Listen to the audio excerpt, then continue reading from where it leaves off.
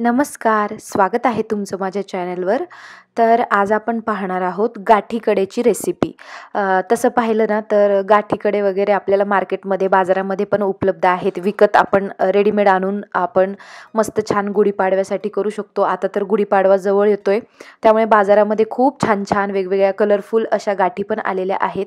परंतु घरी केल्याचा एखादा पदार्थ आपण असं घरी करून छान म्हणजे त्याचा आनंदच वेगळा असतो, नाही का? तर त्यामुळे मी पहिलाच प्रयत्न होता, त्यामुळे मला असं वाटलं की तुमच्यासोबत पण शेअर करावं. आणि खूप छान झाल्यात गाठी. तर कसं करायचं, काय करायचं हे सगळं मी तुमच्याबरोबर शेअर करणार आहे. आय होप तुम्हाला हा व्हिडिओ नक्की आवडेल, त्यामुळे व्हिडिओ शेवटपर्यंत बघा आणि अशीच गाठी तुम्ही घरी करून बघा, अजिबात चुकणार नाही. आणि मी तुम्हाला आता सगळी प्रोसेस जी आहे तर ती सांगणार आहे. आणि ह्यासाठी खूप साहित्य पण नाही लागत, फक्त 2 साहित्यामध्ये ही गाठी तयार होते. तर चला आपण सुरुवात करूया.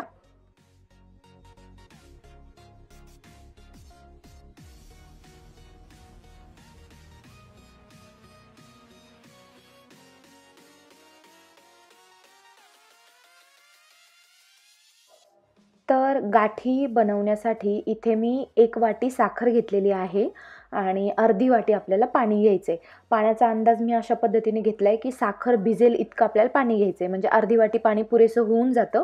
आणि कढईमध्ये मी हे टाकून घेतलेलं आहे आणि आपल्याला थोडंसं मीडियम गॅसवर ह्याला छान उकळी आणून घ्यायची आहे. उकळी येईपर्यंत आपल्याला छान त्याला हलवत राहायचं आहे. खूप मोठा गॅस पण नाही करायचा, जेणेकरून मग ती साखर खाली लागू शकते. त्यामुळे आणि थोडंसं जास्त लक्ष देऊन करायचं आहे, कारण पाक अगदी एकच वाटीचा असल्यामुळे पटकन होतो आणि पटकन त्याची साखर तयार होते.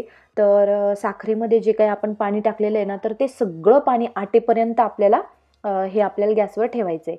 तर अगदी 2 ते 3 चमचे मी याच्यामध्ये दूध टाकलं आहे, जेणेकरून मळी जी आहे वरवरची तर ती मला काढता येईल आणि आपली गाठी अगदी छान पांढरी शुभ्र येते.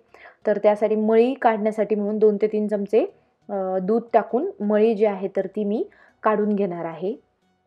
आणि जास्तीत जास्त सगळा वेळ जो आहे तर तो 15 ते 20 मिनिटांचा वेळ लागतो आपल्याला पूर्ण पाक होईपर्यंत. आणि एकच वाटीची साखर असल्यामुळे फारसा काही वेळही लागत नाही, त्यामुळे अगदी लक्ष देऊन ही गोष्ट करायची आहे. आणि मळी जी आहे तर ती मी सगळी काढून घेतली आहे. पाक कसा चेक करायचा, तर मी एका डिशवर घेतलं आहे आणि बघितलं आहे की त्याच्यामध्ये काही पाण्याचा अंश शिल्लक नाही आहे ना. तर जेव्हा आपल्याला वाटतं ना की थोडासा चिकट असा पाक झालेला आहे आणि त्यामध्ये अजिबात पाण्याचा अंश राहिलेला नाही आहे, तर त्यावेळी आपल्याला पटकन गॅसवर बंद करायचं आहे आणि ही सगळी तयारी आधीच करून ठेवायची आहे. मी मस्त छान घरातल्या वाट्या घेतल्यात, त्याला खाली तूप लावलं आहे आणि जो काही दोरा असतो तर तो याच्यामध्ये अंथरून ठेवला. तर ही सगळी तयारी पाक करण्याच्या आधी करून ठेवायची, जेणेकरून पाक लगेचच त्याची साखर तयार होते. त्यामुळे पटकन आपल्याला या वाट्यांमध्ये थोडं थोडं आपल्याला टाकून घ्यायचं आहे. वाट्या हवं तर तुम्ही मोठ्या लहान वापरू शकता, जसा तुम्हाला गाठीचा आकार हवा आहे त्या पद्धतीने. आता इथे मी तूप पण टाकले. तूप टाकतानाचा व्हिडिओ माझ्याकडनं स्किप झाला. इथे मी गाईचं तूप टाकलं, त्यामुळे गाठीला जो आहे तर तो पिवळा रंग आलेला आहे. जर मी म्हशीचं तूप इथे एक अर्धा चमचा टाकला असता ना, तर त्याला व्हाईट कलर आला असता. त्यामुळे थोडंसं तुपामुळे त्याचा कलर जो आहे तर तो पिवळा आलेला आहे. आणि अगदी 10 मिनिटामध्ये साखर जमायला सुरुवात होते आणि इथे गाठी रेडी होते. तर इथे तुम्ही बघू शकता, हे बघा. आणि खाली वाट्यांना तूप लावल्यामुळे काय होतं की पटकन निघते, म्हणजे गाठी खूप त्याला चिटकून बसत नाही. तर हे बघा, मी हळूहळू सगळी गाठी थोडीशी सैल करून घ्यायची अगदी हळूवारपणे. आणि पिवळा रंग जसं की मी तुम्हाला सांगितलं गाईचं तूप वापरल्यामुळे आलेला आहे. अदरवाईज तुम्ही गाठी बघू शकता, खूपच छान.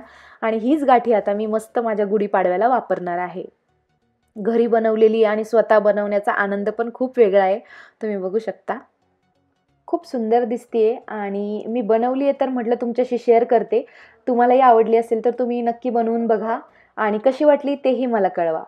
आणि व्हिडिओ शेवटपर्यंत पाहिल्याबद्दल खूप खूप थँक्यू. पुन्हा भेटूया अशाच नवीन व्हिडिओमध्ये. तोपर्यंत बाय बाय.